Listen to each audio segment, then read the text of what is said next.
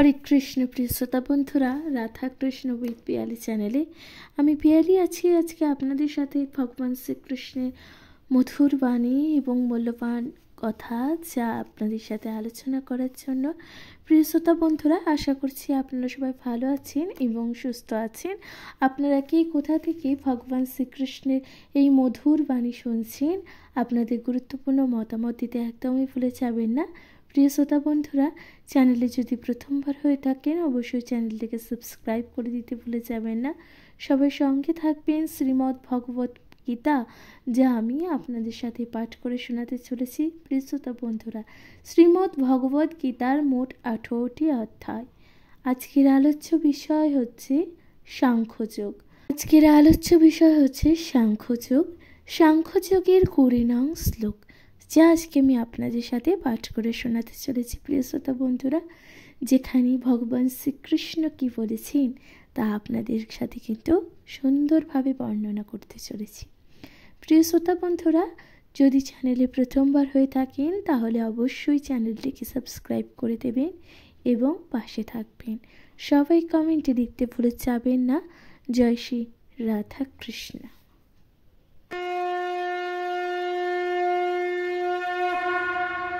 প্রিয় শ্রোতা বন্ধুরা সাংখ্যযোগের 20 নং শ্লোকে কি বলেছে শুনুন।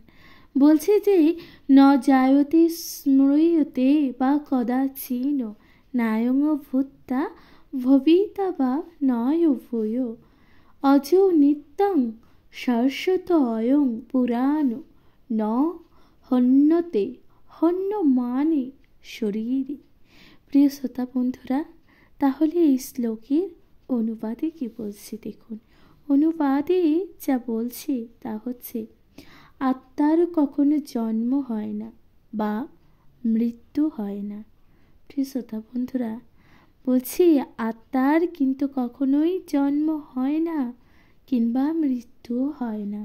আত্মার কদাচিৎ উৎপত্তিও হয়নি, হচ্ছে না আর হবেও না।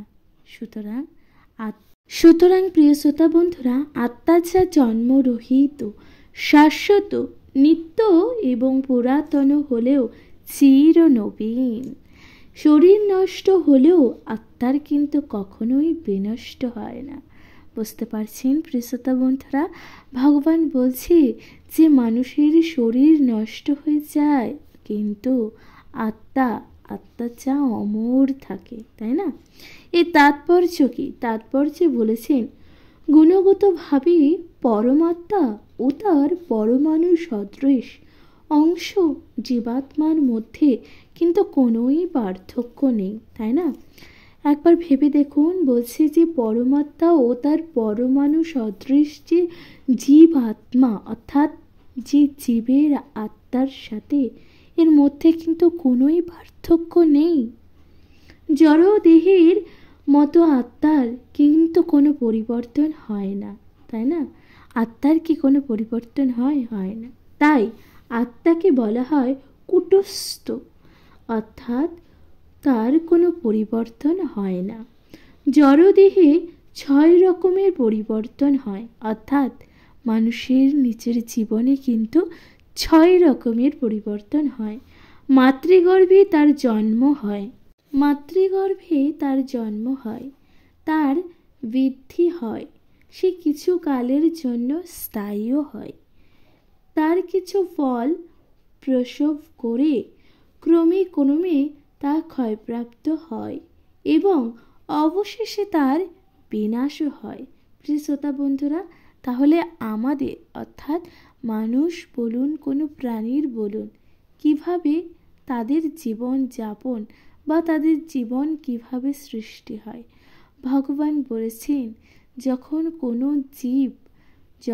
কোনো জীব তার জন্ম হয় তার আগে কিন্তু সে তার মাতৃগর্ভেই থাকে এবং মাতৃগর্ভে থাকাকালীন তার কিন্তু নানান দশার মধ্যে দিয়ে সে কিন্তু চলতে থাকে, তাই না? প্রিয় শ্রোতা বন্ধুরা এবার সেই দশার মধ্যেই চলতে চলতে সে কিন্তু এই পৃথিবীর আলো দেখে। এবার দেখে সেই মানুষ ক্রমে বড় হতে থাকে এবং যুগে যুগে সে নিজের যৌবন, কৈশোর এবং বার্ধক্য এবং সর্বশেষ কিন্তু সে তার জীবন সমাপ্ত করে। প্রিয় শ্রোতা বন্ধুরা, সেটাই এখানে কিন্তু বলা হয়েছে। এখানে বলেছেন দেখুন, অবশেষে বিনাশ হয়। তাহলে মানুষেরও কিন্তু মৃত্যু হয়। যার জন্ম হয় তার মৃত্যুও কিন্তু অবধারিত, তাই না? আত্মার কিন্তু এই রকম কিন্তু কোনো পরিবর্তন হয় না। তাহলে প্রিয় শ্রোতা বন্ধুরা, কোনো আত্মার কি এমন কোনো পরিবর্তন হয়? তা কিন্তু কখনোই নয়।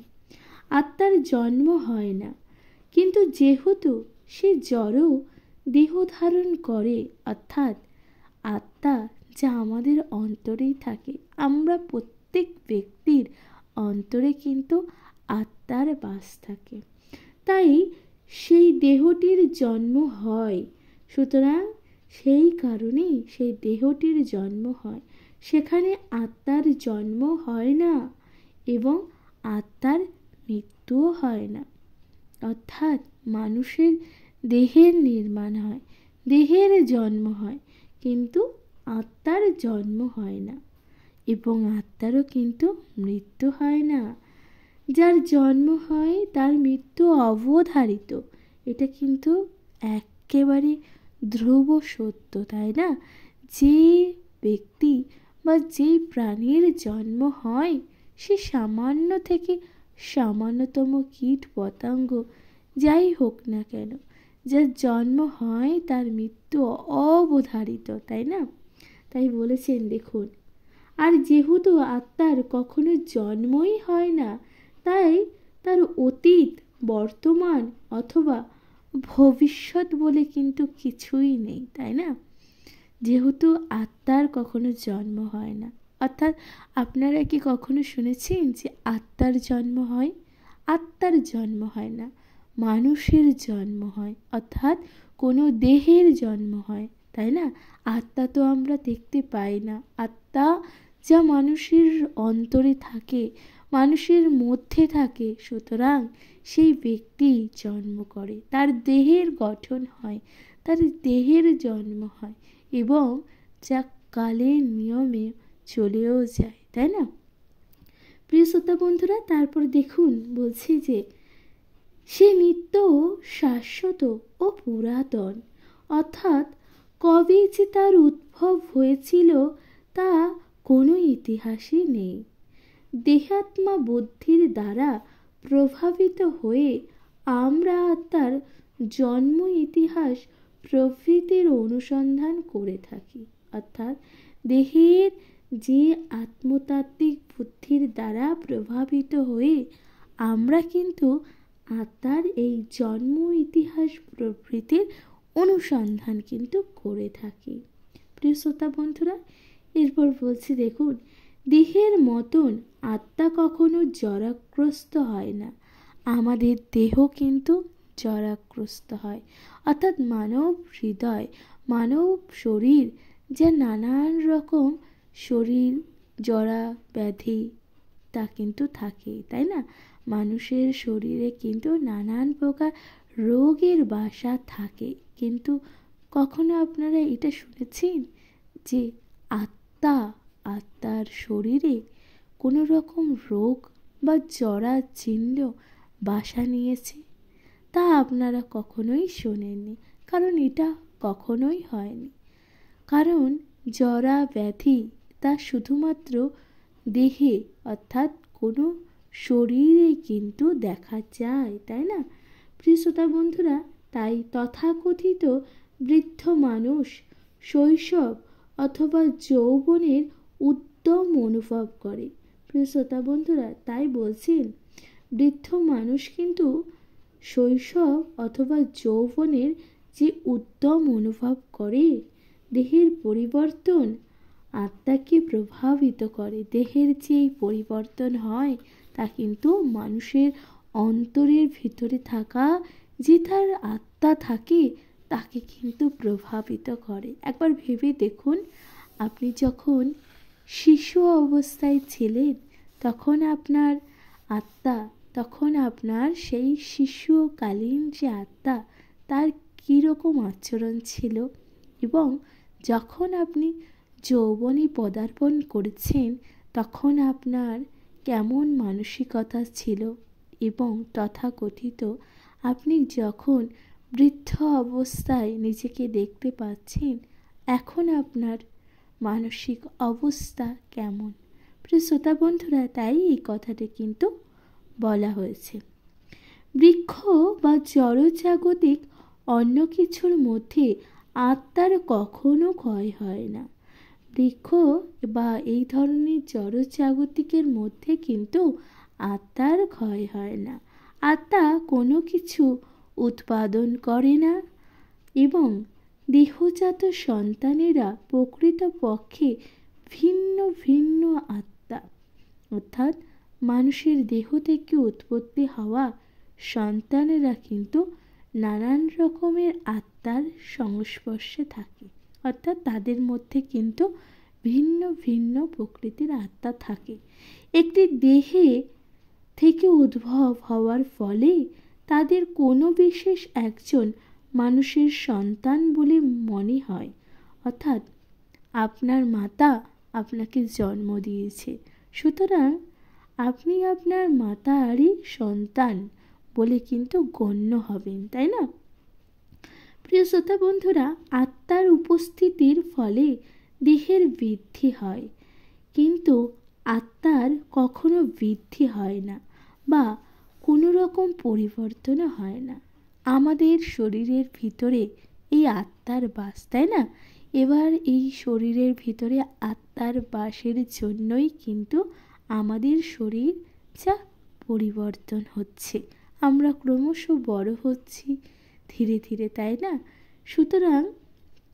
সুতরাং ভগবান বলেছেন যে আত্মার কিন্তু কখনো কোনো পরিবর্তন হয় না। যা পরিবর্তন আপনি দেখতে পাচ্ছেন তা আপনার দেহের। তাই দেহের যে 6 রকমের পরিবর্তন হয়, আত্মা তার প্রভাব থেকে মুক্ত, অর্থাৎ একটি মানুষের জীবনে কিন্তু 6 প্রকারের পরিবর্তন হয় দেহের। এটা কিন্তু আত্মার হয় না। আত্মা যা আমাদের অন্তরেই থাকে, তাই না? আত্মার কি কখনো কোনো মানুষ পরিবর্তন হতে দেখেছে? এটা কিন্তু অসম্ভব, তাই না? কখনোই সম্ভব নয়। দেখুন কি বলছি যে কঠোপনিষদে বলা হয়েছে, আমরা এই একই ধরনের একটি উদ্ধৃতি পাই, যেখানে বলা হয়েছে যে ন চায়তে স্মৃয়তে বা বিপশ্চি নান্যায়ং কুতশ্চিন্ন বভুব কশ্চিৎ অজ নিত্যং শাশ্বত অয়ং পুরাণ ন হন্যতি হন্যমানে শরীরে। শ্রোতা বন্ধুরা, তাহলে এই শ্লোকের অনুবাদ কি? এই শ্লোকের মানেই বা কি? এই শ্লোকের অর্থ বা তাৎপর্য ভগবদ্গীতার শ্লোকটির অনুরূপ। কেবল এই শ্লোকই বিপশ্চিত এই বিশেষ শব্দটি ব্যবহৃত হয়েছে। প্রিয় শ্রোতা বন্ধুরা, তাই যার অর্থ হচ্ছে জ্ঞানী অথবা জ্ঞানীর সহিত। শ্রোতা বন্ধুরা, এরপর বলছে আত্মা পূর্ণ জ্ঞানময় অথবা সর্বদাই পূর্ণ চেতন, তাই চেতনার আত্মার লক্ষণ। এমনকি আত্মাকে হৃদয়ের মধ্যে দেখা না গেলেও চেতনার প্রকাশের মধ্যে দিয়ে তার উপস্থিতি অনুভব করা যায়, অর্থাৎ আত্মা যা কোনো মানুষই কখনো দেখতে পারবে না, তাই না? আত্মা যা এক উপলব্ধি, আপনি আপনার হৃদয়ের অন্তরে থেকে সেই আত্মাকে উপলব্ধি করতে পারবেন। প্রিয় শ্রোতা বন্ধুরা, অনেক সময় মেঘের জন্য অথবা অন্য কোনো কারণে আমরা সূর্যকে দেখতে পাই না, তাই না? কি বলছে দেখুন, ভগবান বলছে অনেক সময় যখন আকাশে মেঘ করে তখন কিন্তু সূর্যকে দেখা যায় না। মেঘটা কিন্তু সেই সূর্যকে ঢাকা দিয়ে রাখে, একটা আবরণ সৃষ্টি করছে, তাই না? তাই বলছে কিন্তু সূর্যের আলো সর্বদাই সেখানে রয়েছে এবং তাই আমরা তখন সেটিকে দিনের বেলায় বলে নিশ্চিত হই, তাই না? কিন্তু সূর্যের আলো আমরা সর্বদাই কিন্তু দিনের বেলায় দেখতে পাই এবং সূর্যের আলো যখন পড়ে তখন কিন্তু আমরা সেটাকে দিন বলে প্রতিপন্ন করি, তাই না? তাই বলছে যে ভোরের আকাশ যখন একটু আলোর আভাস দেখতে পাওয়া যায় তখনই আমরা বুঝতে পারি যে আকাশে সূর্যের উদয় হয়েছে। অর্থাৎ যখন রাতের বেলা অন্ধকার হয়ে যায়, যখন ক্রমশ ধীরে ধীরে যখন সূর্যটা উদয় হয়, প্রিয় শ্রোতা বন্ধুরা, যখন সূর্য উদয় হয় আর সেই অন্ধকারকে কেটে যখন সূর্যের আলো ক্রমশ বেরিয়ে আসে তখন কিন্তু আমরা বুঝতে পারি যে দিন হচ্ছে, অর্থাৎ এক নতুন সকালের আরম্ভ হচ্ছে, তাই না?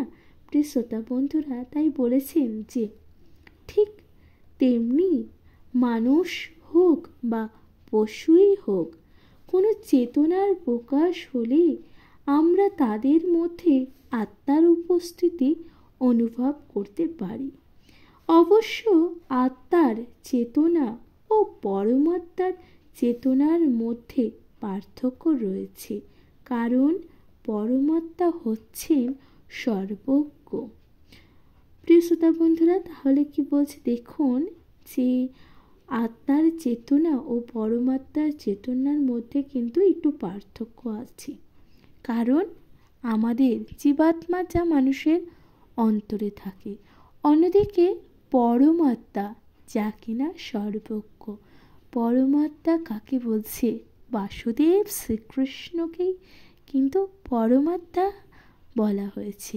সুতরাং ভগবান যা সর্বত্র বিরাজমান, তাই না?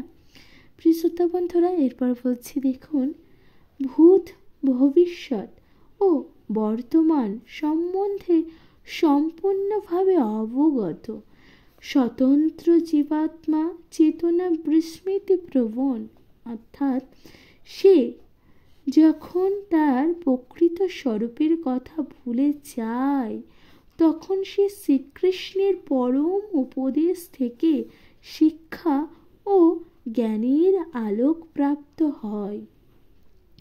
প্রিয় শ্রোতা বন্ধুরা, তাই বলছে সে যখন সকল কিছু ভুলে যায় তখন কিন্তু সে শ্রীকৃষ্ণের পরম যে উপদেশ থেকে নিজের জীবনে শিক্ষা ও জ্ঞানের আলোক প্রাপ্তি ঘটায়। কিন্তু শ্রীকৃষ্ণ বিস্ময়শীল জীবের মতো নয়, কিন্তু শ্রীকৃষ্ণ বিস্ময়শীল জীবের মতো নয়।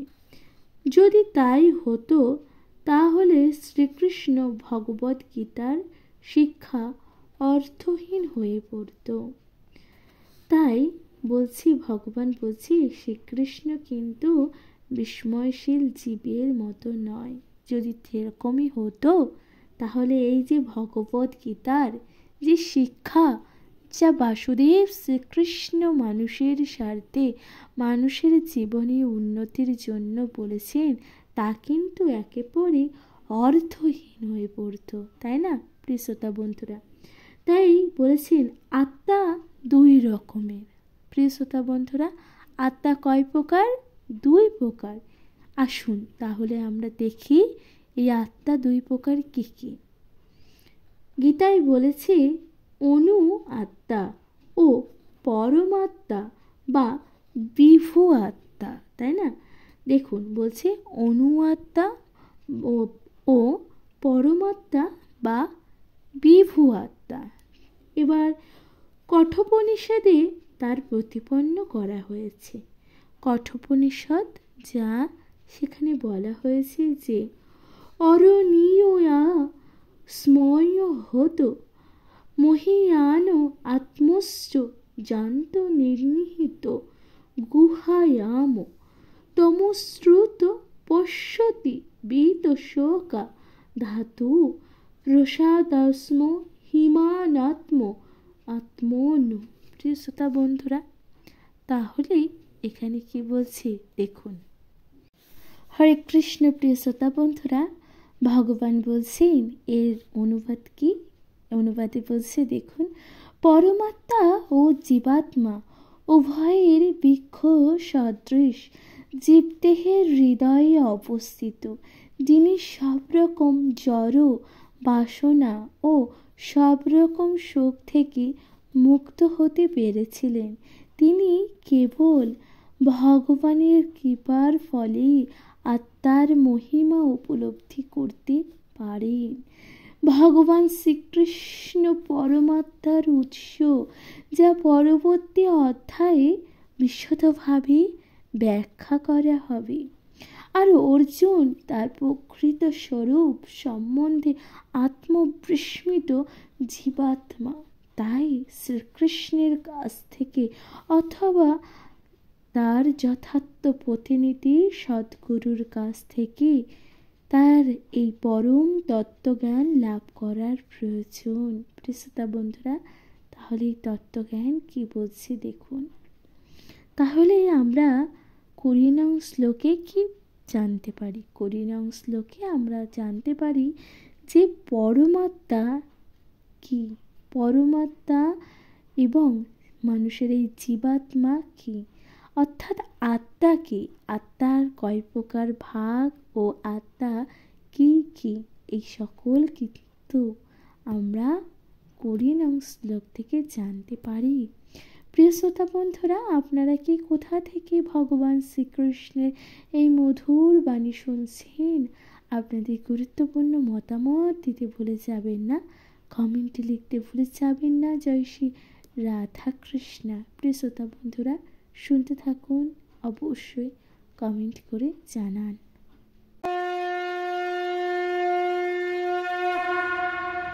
প্রিয় শ্রোতা বন্ধুরা, এরপর আপনাদের সাথে আলোচনা করতে চলেছি সাংখ্যযোগের 21 নং শ্লোক, যেখানে বলছে, এই শ্লোকে বলছে দেখুন, বেদাবিনাশিনং নিত্যং ইয় এনম জনম ব্যয়ম কথং স পুরুষ পার্থক্য ঘাতয়তি হন্তি কাম। প্রিয় শ্রোতা বন্ধুরা, তাহলে কি বলছে দেখুন। অনুবাদে বলছি, হে পার্থ, হে পার্থ, যিনি আমাকে অবিনাশী, শাশ্বত, জন্মরহিত ও অক্ষয় বলে জানেন, তিনি কিভাবে কাউকে হত্যা করতে পারেন বা হত্যা করার কারণ হতে পারেন। প্রিয় শ্রোতা বন্ধুরা, এর তাৎপর্যে কি আছে? তাৎপর্যে আছে সব কিছুই যথার্থ উপযোগিতা আছে এবং যিনি পূর্ণ জ্ঞান সম্পন্ন, তিনি জানেন কোন জিনিস কোথায় এবং কিভাবে প্রয়োগ করলে তার পূর্ণ সৎ ব্যবহার করা হবে। তেমনি হিংসার যথার্থ উপযোগিতা আছে এবং যিনি যথার্থ জ্ঞানী, তিনি জানেন কিভাবে হিংসার প্রয়োগ করতে হয়। প্রিয় শ্রোতা বন্ধুরা, তাহলে বলছি দেখুন কিভাবে হিংসা প্রয়োগ করতে হয়। বিচারক যখন আসামিকে খুনের জন্য দোষী সাব্যস্ত করে প্রাণদণ্ড দেয়, তখন হিংসাত্মক কাজ করেছেন বলেই বিচারককে কেউ অভিযুক্ত করে না, তাই না? প্রিয় শ্রোতা বন্ধুরা, বিচারককে কি আমরা এই কারণে অভিযুক্ত করতে পারি? কখনোই নয়। কারণ বিচারক তার সেই অভিযুক্ত ব্যক্তির শাস্তি দিচ্ছে। শাস্তি দেওয়াটা কিন্তু তার কর্ম। প্রিয় শ্রোতা বন্ধুরা, তাহলে বুঝুন, আদালতে বিচারকের কর্ম হচ্ছে দোষীকে শাস্তি প্রদান করা এবং বিচারকও কিন্তু সেই কর্মই করছে। সুতরাং বিচারক যখন সেই কর্ম করে, আমরা কিন্তু সেই বিচারককে কোনো প্রকার দোষ দিতেই পারি না। প্রিয় শ্রোতা বন্ধুরা, এরপর বলছি, কেননা তিনি বিচারের রীতি অনুযায়ী এই দণ্ড দেন। মানব সমাজের শ্রেষ্ঠ নীতিশাস্ত্র মনুসংহিতাতে খুনিকে প্রাণদণ্ড দণ্ডিত করার নির্দেশ দেওয়া আছে। প্রিয় শ্রোতা বন্ধুরা, তাহলে দেখুন, মনুসংহিতাতে কিন্তু যে ব্যক্তি অপর ব্যক্তির জীবন নাশ করে বা জীবন হরণ করে তাকে কিন্তু হত্যাদণ্ড দেওয়ার নির্দেশ আছে। প্রিয় শ্রোতা বন্ধুরা, যা আমরা মনুসংহিতায় দেখতে পাই। যাতে এই মহাপাপের জন্য পরবর্তী জীবনে আর তাকে ফল ভোগ করতে না হয়, তাই রাজা যখন খুনিকে প্রাণদণ্ডে দণ্ডিত করেন তখন তার মঙ্গলের জন্যই কিন্তু করেন। প্রিয় শ্রোতা বন্ধুরা, সুতরাং রাজা যখন সেই খুনিকে প্রাণদণ্ড দেওয়ার আদেশ দেন তখন কিন্তু তিনি তার মঙ্গলের কথা ভেবেই দেন, কারণ সে দোষ করেছে এবং তাকে সেই দোষের ফল ভোগ করতে হবে। দেখুন, তারপর বলছি, তেমনি শ্রীকৃষ্ণ যখন যুদ্ধ করবার আদেশ দেন তখন বুঝতে হবে যে চরম বিচারের জন্য তিনি এই হিংসার বিধান করেছেন। তাই অর্জুনকে কর্তব্য হচ্ছে ভগবানের নির্দেশ পালন করা। একথা জেনে যে কৃষ্ণের জন্য যুদ্ধ করার এই ধরনের কার্যকলাপ কখনোই কিন্তু হিংসাত্মক নয়। প্রিয় শ্রোতা বন্ধুরা, তাহলে বুঝতে পারছেন ভগবান বাসুদেব শ্রীকৃষ্ণের সঙ্গে এই কর্ম করা কিন্তু হিংসা করা নয়, কারণ বাসুদেব শ্রীকৃষ্ণ জানেন কখন কাকে থামাতে হবে, তাই না? যেহেতু তার ফলে মানুষ তথা আত্মার বিনাশ হয় না, সুতরাং সুবিচারের স্বার্থে তথাকথিত হিংসাত্মক কার্যকলাপের অনুমতি দেওয়া হচ্ছে। অস্ত্রোপচার করা হয় রোগ নিরাময়ের জন্য, অর্থাৎ কোনো মানুষের শরীরে যখন রোগ ব্যাধি হয় তখন কিন্তু সেই রোগ সারানোর জন্য অস্ত্রোপচার করা হয়, তাই না? রোগীকে মেরে ফেলার জন্য নয়, তাই না? রোগীকে মেরে ফেলার জন্য না, কখনোই তা নয়, কারণ তার অস্ত্রোপচার করে তাই সেই রোগীকে সুস্থ করার জন্যই হয়। তাই শ্রীকৃষ্ণের আদেশ অনুসারে যুদ্ধ করার ফলে অর্জুনের কিন্তু কোনো রকম পাপ হবার সম্ভাবনাই নেই। প্রিয় শ্রোতা বন্ধুরা, তাহলে 21 নং শ্লোকে যা সুন্দরভাবে বর্ণনা করা আছে, যেখানে বর্ণনা করে বলেছেন যে অর্জুন, যিনি কিনা যুদ্ধ করতে সংকোচ প্রদান করছে, বারংবার যুদ্ধ করতে চাইছে না, অর্জুন নিজেকে কিন্তু ধরে রাখছে, নিজেকে সেই যুদ্ধ থেকে বিরত রাখছে, কিন্তু ভগবান কিন্তু সকলের জন্য সব কিছু ভেবে রেখেছেন। সুতরাং অর্জুনের জন্য তিনি ভেবেছেন যাতে অর্জুন সেই যুদ্ধ করে এবং অর্জুন সেই অধর্মিকদেরকে শাস্তি প্রদান করে। শ্রোতা বন্ধুরা, তাই ভগবান স্বয়ং এই যুদ্ধের সম্মতি প্রদান করেছে, তা আমরা 21 নং শ্লোকে কিন্তু দেখতে পেয়েছি। প্রিয় শ্রোতা বন্ধুরা, শ্রীমদ্ ভগবদ গীতা পাঠ আপনাদের কেমন লাগছে?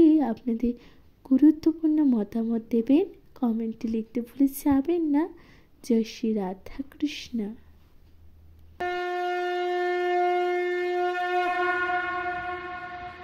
প্রিয় শ্রোতা বন্ধুরা, এরপর আপনাদের সাথে আলোচনা করছি সাংখ্যযোগের 22 নং শ্লোক, যেখানে বলা হয়েছে, দেখুন শ্লোকে কি বলছি, শ্লোকে বলছি, বাংশাসে জীর্ণানি যথা বিহায় নবানি গৃহ্ণাতি নরয় পরাণি তথা শরীরাণি বিহায় জীর্ণান্য নান্যি সং ইয়াতি নবানি দেহে। প্রিয় শ্রোতা বন্ধুরা, তাহলে 22 নং শ্লোকের অনুবাদে কি আছে আসুন আপনাদের সাথে তা পাঠ করে শোনাই। অনুবাদে বলছি, মানুষ যেমন জীর্ণ বস্ত্র পরিত্যাগ করে নতুন বস্ত্র পরিধান করে, দেহী ও তেমনি জীর্ণ দেহত্যাগ করে নতুন দেহ ধারণও করে। প্রিয় শ্রোতা বন্ধুরা, বুঝতে পারছেন? ভগবান বলছি, মানুষ যেমন তার ছেঁড়া পোশাক ত্যাগ করে দেয় এবং সে কিন্তু নতুন বস্ত্র পরিধান করে, অর্থাৎ নতুন পোশাকও পরিধান করে, ঠিক তেমনি আমাদের শরীর যখন জরা জীর্ণ বৃদ্ধ হয়ে যায়, তখন সেই শরীর কিন্তু আত্মা ত্যাগ করে এবং নতুন শরীর ধারণ করে। প্রিয় শ্রোতা বন্ধুরা, তাহলে তাৎপর্য কি আসুন। তাৎপর্যে বলছেন, পরমাণু সদৃশ জীবাত্মাকে এক দেহ ছেড়ে আরেক দেহ ধারণ করার তথ্যটি সর্বজন গ্রাহ্য। এমনকি আধুনিক যুগের বৈজ্ঞানিকেরাও, যারা আত্মার অস্তিত্বে বিশ্বাস করে না অথচ হৃদয় থেকে সঞ্চালিকা শক্তির ব্যাখ্যাও দিতে পারে না, তারা দেহের পরিবর্তনের কথা স্বীকার করতে বাধ্য। এই পরিবর্তনের ফলে দেহে শৈশব, যৌবন ও বার্ধক্য দেখা দেয়। প্রিয় শ্রোতা বন্ধুরা, তাহলে বলছি দেখুন, বলছি এই যে মানুষের দেহে যে পরমাণু, আমরা কিন্তু আগে শ্লোকে পড়েছি, আমাদের জীবের যে আত্মা তা কিন্তু পরমাণুর থেকেও ক্ষুদ্র হয়, তাই না? যা মানুষ দেখতে পারে না, স্পর্শ করতে পারে না, অনুভব করতে পারে না, শুধুমাত্র যা মানুষের অন্তরে থাকে। এবার এই আত্মা কথাটি কিন্তু বৈজ্ঞানিকে যারা আছে তারা কিন্তু মানতে চায় না, কিন্তু তারা কিন্তু সেই বিষয়ে কখনো কোনো যুক্তিযুক্ত প্রমাণও কিন্তু খাড়া করতে পারে না। তাই বলছি ভগবান বলছি, তারা দেহের পরিবর্তনের কথা স্বীকার করতে বাধ্য। তাই মানুষের দেহে কিন্তু এই সকল পরিবর্তনগুলো হয়, যেমন শৈশব, যৌবন ও বার্ধক্য দেখা দেয়। তাই বার্ধক্যের পর আত্মা অন্য দেহ ধারণ করে, অর্থাৎ বার্ধক্যর সময় যখন ব্যক্তি চলাচল করতে পারে না, অক্ষম হয়ে যায় সকল কর্মে, তখন সে ব্যক্তি নতুন দেহ ধারণ করে, তাই না? এই সম্বন্ধে পূর্ববর্তী শ্লোকে বিশদভাবে আলোচনা করা হয়েছে। বলেছি দেখুন, পরমাত্মার কৃপার ফলে জীবাত্মা ভিন্ন ভিন্ন দেহপ্রাপ্ত হয়, অর্থাৎ বলছি পরমাত্মা অর্থাৎ আমাদের ভগবান বাসুদেব শ্রীকৃষ্ণের যে পরমাত্মা, তার কৃপার ফলে জীবাত্মা অর্থাৎ আমাদের মতন মানুষ, তারা কিন্তু ভিন্ন ভিন্ন দেহেতে রূপান্তরিত হয়, দেহ পায় তারা, তাই না? পরমাত্মা কৃপা করে বলেই তাহা কিনা সম্ভব। তাই বলছি, একজন বন্ধু যেমন আরেকজন বন্ধুর মনোবাঞ্ছা পূরণ করেন, পরমাত্মা তেমনি অনু আত্মার মনোবাঞ্ছাও পূরণ করে। মুন্ডক উপনিষদ ও শ্বেতাত্তর উপনিষদে মতন বৈদিক শাস্ত্রসমূহে আত্মা ও পরমাত্মাকে একই গাছে বসে থাকা দুটি বন্ধু সমূহ পাখির সঙ্গে তুলনা করা হয়েছে। বুঝতে পারছেন প্রিয় শ্রোতা বন্ধুরা? যেখানে আমাদের মুন্ডক উপনিষদ ও শ্বেতাত্তর উপনিষদে কিন্তু আত্মার এই ব্যাখ্যা করা হয়েছে। এই দুটি বৈদিক শাস্ত্রই কিন্তু আত্মার কথা বলা হয়েছে, যেখানে জীবাত্মা অর্থাৎ মানুষের আত্মা ও পরমাত্মা, যেখানে ভগবানের আত্মা, দুটোকে কিন্তু এই দুই আত্মাকে বন্ধুরূপে দেখা হয়েছে। এবং বলাও হয়েছে তাদের মধ্যে একটি পাখি জীবাত্মা সেই গাছের ফল খাচ্ছে, অন্য পাখিটি শ্রীকৃষ্ণ কেবল বন্ধুকে পর্যবেক্ষণ করে চলেছে। এই দুটি পাখি গুণগতভাবে যদিও এক, তবুও তাদের একজন জড়জাগতিক গাছের ফলের প্রতি আকৃষ্ট, আর অন্যজন তার বন্ধুর কার্যকলাপ কেবল পর্যবেক্ষণই করে চলেছে। শ্রীকৃষ্ণ সাক্ষীরূপ পাখি আর অর্জুন ফল আহারের রত পাখি। প্রিয়শ্রোতা বন্ধুরা, তাহলে এখানে শ্রীকৃষ্ণকেই সেই পাখি সাক্ষীরূপ অর্থাৎ সাক্ষী থাকছে সেই পাখি, আর অর্জুন যে কিনা এই জড় জাগতিক পদার্থের মোহ মায়ার মধ্যে আবদ্ধ আছে, তাকে সেই ফল আহার করা সেই পাখির সাথে তুলনা করা হয়েছে। প্রিয়শ্রোতা বন্ধুরা, তারপর বলছি, যদিও তারা একে অপরের বন্ধু, তবুও তাদের একজন প্রভু এবং অন্য একজন ভৃত্য। পরমাত্মার সঙ্গে তার এই সম্পর্কের কথা ভুলে যাবার ফলে জীবাত্মা এক গাছ থেকে অন্য আরেক গাছে অথবা এক দেহ থেকে আরেক দেহে ঘুরে ঘুরে বেড়ায়।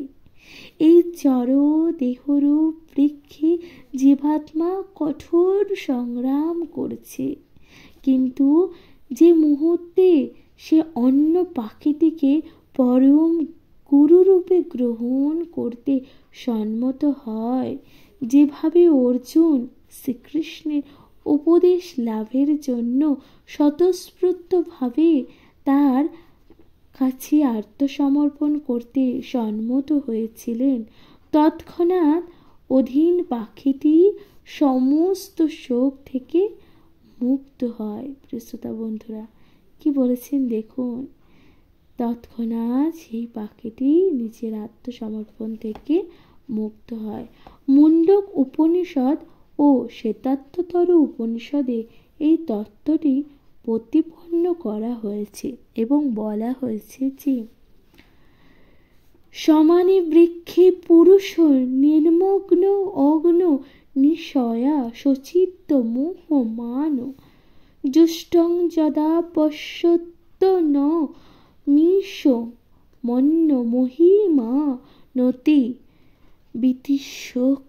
প্রিয়শ্রোতা বন্ধুরা, তাহলে এই শ্লোকের অর্থ কি বলছে দেখুন, যদিও দুটি পাখি একই গাছে বসে আছে, কিন্তু ফল আহারের রত পাখিটি গাছের ফলের ভোক্তারূপে সর্বদাই উদ্বেগ ও শোকের দ্বারা মূঢ়মান। যদি সে একবার তার নিত্যকালের বন্ধু পরমেশ্বর ভগবানের দিকে ফিরে তাকায় এবং তার মহিমা উপলব্ধি করে, তবে তৎক্ষণাৎ তার সমস্ত শোকের অবসান হয়। অর্জুন এখন তার নিত্যকালের বন্ধু ভগবান শ্রীকৃষ্ণের দিকে ফিরিয়ে তাকিয়েছেন এবং তার কাছ থেকে ভগবত তত্ত্ব জানতেও পেরেছেন। প্রিয়শ্রোতা বন্ধুরা, তাই বলছেন অর্জুন ভগবান শ্রীকৃষ্ণের দিকে ফিরে তাকিয়েছেন এবং ভগবদ্গীতার তত্ত্ব জ্ঞানও কিন্তু লাভ করতে পেরেছেন। এভাবে ভগবান শ্রীকৃষ্ণের কাছ থেকে শ্রবণ করার ফলে তিনি ভগবানের পরম মহিমা উপলব্ধি করতে পারেন এবং সমস্ত শোক থেকে মুক্ত হতে পারেন। প্রিয়শ্রোতা বন্ধুরা, ভগবান শ্রীকৃষ্ণ তাকে যে ভগবদ্গীতার পাঠ দেন, ভগবানের কাছ থেকে জ্ঞান আরোহণ করে অর্জুন কিন্তু তার জীবনে সেই শোক থেকে ক্রমশ দূরে সরতে পারে। ভগবান এখানে অর্জুনকে উপদেশ দিয়েছেন তার বৃদ্ধ পিতামহ ও শিক্ষকের দেহগত পরিবর্তনের জন্য শোক না করতে। শ্রোতা বন্ধুরা, তাহলে ভগবান এখানে কিন্তু অর্জুনকে উপদেশ দিয়েছিলেন তার বৃদ্ধ যে পিতামহ ভীষ্ম এবং তার শিক্ষক তিনিও বৃদ্ধ, তারা যে দেহত্যাগ করছে তাদের এই দেহত্যাগে যেন সে শোক না করে, এই উপদেশ কিন্তু দিয়েছেন। পক্ষান্তরে সেই ধর্মযুদ্ধে প্রাণ ত্যাগ করার ফলে তাদের বিভিন্ন দেহগত কর্মফলের প্রভাব থেকে অচিরেই তারা মুক্ত হবেন বলে তারা সুখী হওয়া উচিত। তাদের কিন্তু সুখী হতে বলেছেন, অর্থাৎ অর্জুনকে সুখী হতে বলেছেন। তারা এই যে ধর্মযুদ্ধে করছে এ থেকে তারা মুক্ত হতে পারবেন। যজ্ঞবেদীতে অথবা ধর্মযুদ্ধে আত্মস্বর্গ করলে তৎক্ষণাৎ সমস্ত কর্মের প্রভাব থেকে মুক্ত হওয়া যায় এবং উচ্চতর জীবন লাভ করা যায়। সুতরাং অর্জুনের শোক করবার কোনোই কারণ ছিল না। শ্রোতা বন্ধুরা, তাহলে বুঝতে পারছেন ভগবান কিন্তু অর্জুনকে শোক না করতে বলছে, কারণ তার গুরু এবং তার পিতামহ দুজনেই কিন্তু এই ধর্মযুদ্ধ এবং কর্মযুদ্ধ থেকে তাদের দেহ ত্যাগ করে তারা পুনরায় নতুন দেহে তারা কিন্তু যেতে চলেছে। সুতরাং এর জন্য যেন অর্জুন শোক না করে। প্রিয় শ্রোতা বন্ধুরা, তাহলে আমি কিন্তু আপনাদের সাথে এই 22 নং শ্লোকটি যা সুন্দরভাবে আর্ট করে শোনালাম। আশা করছি তা আপনাদের ভালো লাগলো। শ্রীমদ্ ভগবত গীতা পাঠ আপনাদের কেমন লাগছে? আপনারা কোথা থেকে এই শ্রীমদ্ ভগবত গীতা পাঠ শুনছেন? আপনাদের গুরুত্বপূর্ণ মতামত দিন, কমেন্টে লিখতে ভুলে যাবেন না। জয় শ্রী রাধা কৃষ্ণ। প্রিয় শ্রোতা বন্ধুরা, আপনাদের শ্রীমদ্ ভগবত গীতা পাঠ শুনতে থাকুন, কমেন্ট করুন আপনাদের মূল্যবান মতামত, যা অনেক বেশি ভিডিও অর্থাৎ এই শ্রীমদ্ ভগবত গীতা পাঠ করতে অনেক বেশি মোটিভেট হই এবং নতুন নতুন ভিডিও যা আপনাদের সাথে আলোচনা করতে পারি। এছাড়াও শ্রীমদ্ ভগবত গীতা যা আপনাদের সাথে সুন্দরভাবে বর্ণনা করতে পারি।